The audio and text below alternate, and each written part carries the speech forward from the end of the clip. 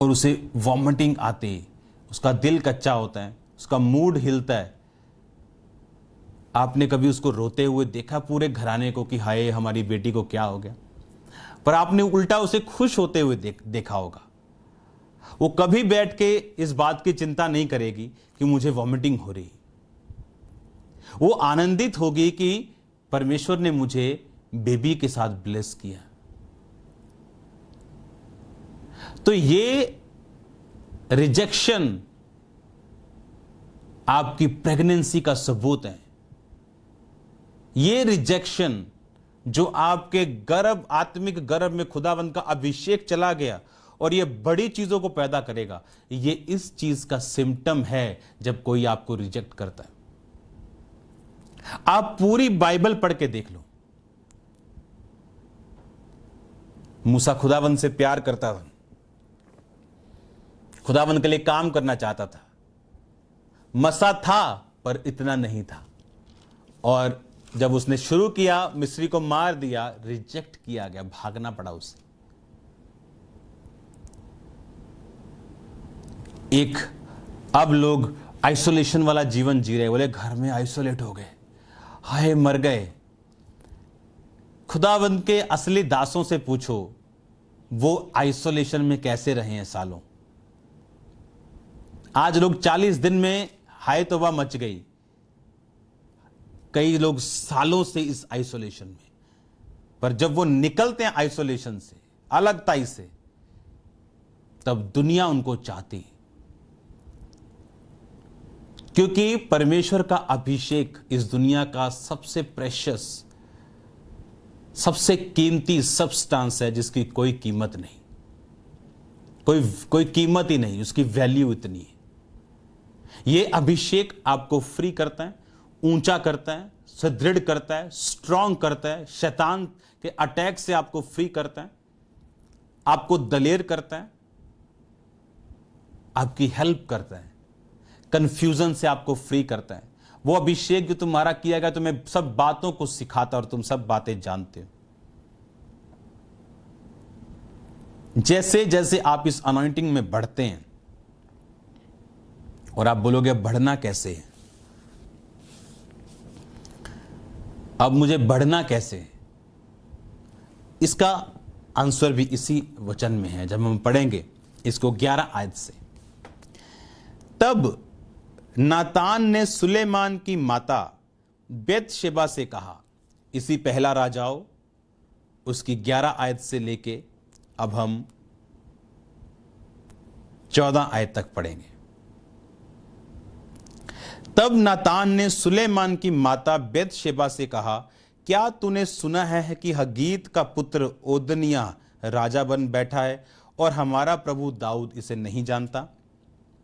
इसलिए अब आ, मैं तुझे ऐसी सम्मति देता हूं जिससे तू अपना और अपने पुत्र सुलेमान का प्राण बचाए।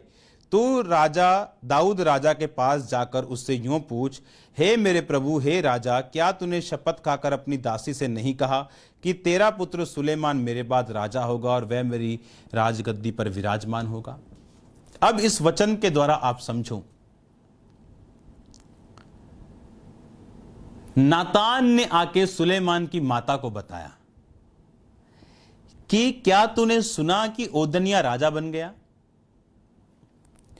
इसलिए अब आ, मैं तुझे सलाह देता हूं जिससे तेरा और तेरे बेटे का प्राण बचेगा। अब तू दाऊद के पास जाके पूछ कि क्या तूने शपथ नहीं खाई थी कि तेरा बेटा सुलेमान मेरे बाद राजा होगा? कहता है जब तू उसके पास जाएगी मैं भी पीछे आऊंगा और इन बातों की पुष्टि करूंगा।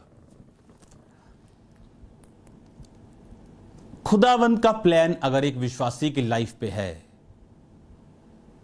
खुदावंद का प्लान आपकी लाइफ के ऊपर है, उसकी योजना आपकी जिंदगी के ऊपर है, पर क्या आप जानते हैं उस योजना को पूरा करने के लिए आपको राइट एसोसिएशन की जरूरत है। राइट एसोसिएशन, राइट संगति। अगर ये सही संगति आपकी लाइफ में नहीं, तो अब सोचो क्या होता सुलेमान का। सुलेमान को भागना पड़ता, इंतजार करना पड़ता, फाइट करनी पड़ती और अपने पिता दाऊद की तरह गद्दी पर बैठना पड़ता। पर यहां पर सुलेमान ने फाइट नहीं की, क्योंकि एक राइट मैन ऑफ गॉड उसकी लाइफ में था। एक संगति में उसकी माता थी और वो था। और बाइबल कहती उस मैन ऑफ गॉड के कारण सुलेमान को उस गद्दी पर बैठने के लिए अपने बाप की तरह उतना संघर्ष नहीं करना पड़ा। आज किस संगति में आप हो? क्या आप अपनी उस संगति में, जैसे बाबाओं के पास लोग जाते हैं हीलिंग लेने के लिए, क्या आप उस तरह जा रहे हो? क्या आप ये सोच के जा रहे हो कि मैं सही और अनॉइंटेड संगति में रहूंगा ताकि मैं अपनी लाइफ के ऊपर जो वर्ड खुदावंद का है उसको फुलफिल होता हुआ देख सकूं? जब परमेश्वर आपको आत्मा की तलवार, विश्वास की ढाल, उद्धार का टोप देता है, आपकी पीठ के लिए कोई हथियार नहीं देता, क्योंकि आपकी पीठ को कवर मैन ऑफ गॉड करता है। जब राइट संगति आपकी लाइफ में होती, क्या आपकी संगति ऐसे दोस्तों के साथ है जो गंदा मजाक करते हैं, हर टाइम मोबाइल पे रहते हैं, हर टाइम मोबाइल पे पबजी शबजी, ये जी वो जी, हर टाइम टिकटॉक, हर टाइम बैन हो जाना चाहिए कुछ चीजों को, और आप अपना प्रेशियस टाइम, कीमती टाइम आप गवा रहे हो, और ये टाइम कभी वापस नहीं आया। पैसा वापस आ सकता है, टाइम कभी वापस नहीं आता जब तक यीशु मसीह ना चाहे। और टाइम वापस आता जब हम परमेश्वर को अपना दिल देते हैं, अपना जीवन देते हैं, तब वो रिस्टोर करता है हमारे बीते हुए बुरे टाइम को भी, वेस्ट टाइम को भी वापस लेके आता है।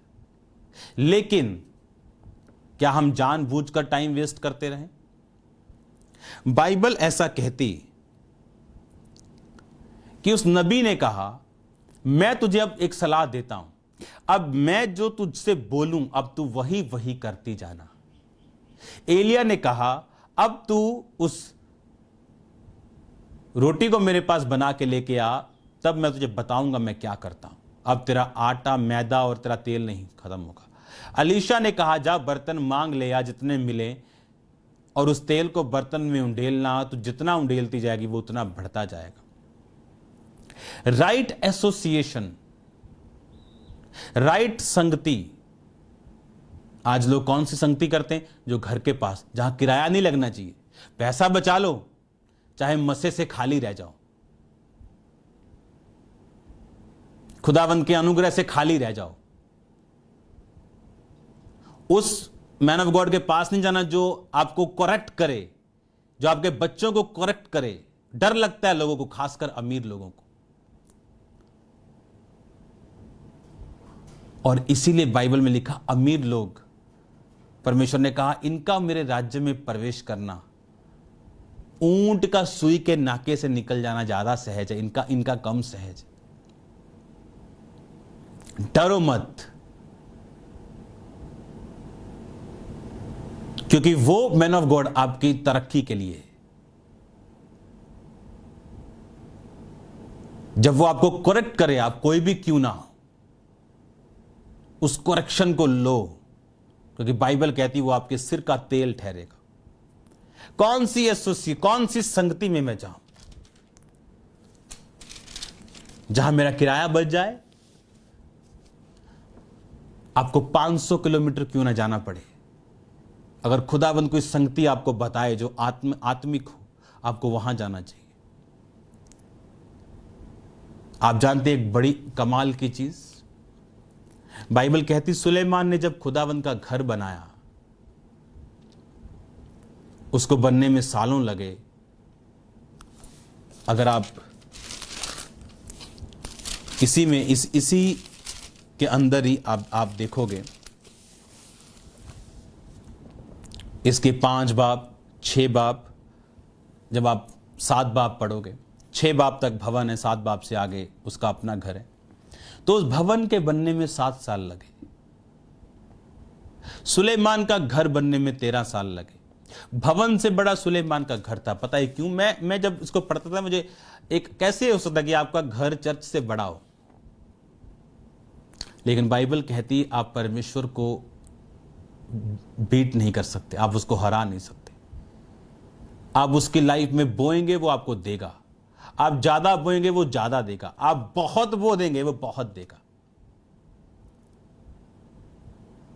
आपको यह बात समझनी कि अब नातान नबी उसकी लाइफ में आया और उसको बोलता है कि अब मैं तुझे सलाह देता हूं, ऐसी बात करना राजा के सामने। वो उसके सामने जाके रोना पीटना मत कि हाय मर गई कि मेरी शायद औरत की ऐसी बात सुन के राजा पिघल जाए। उसने बोला कि ऐसी जो मैं बोलूंगा वही बोलना, और उसने वैसे ही वर्ड्स यूज किए जो उसने कहे थे। और बाइबल कहती राजा दाऊद ने कहा कि जाओ और मेरे निज खच्चर पे इसको बिठाओ, मेरे शूरवीरों को, इन सब लोगों को ले जाओ, इसको मसा करो और मेरे सब लोगों के देखते मेरे सिंहासन पर इसे विराजमान करो, और आज से ये राजा है। और बाइबल कहती सुलेमान राजा बनाया गया।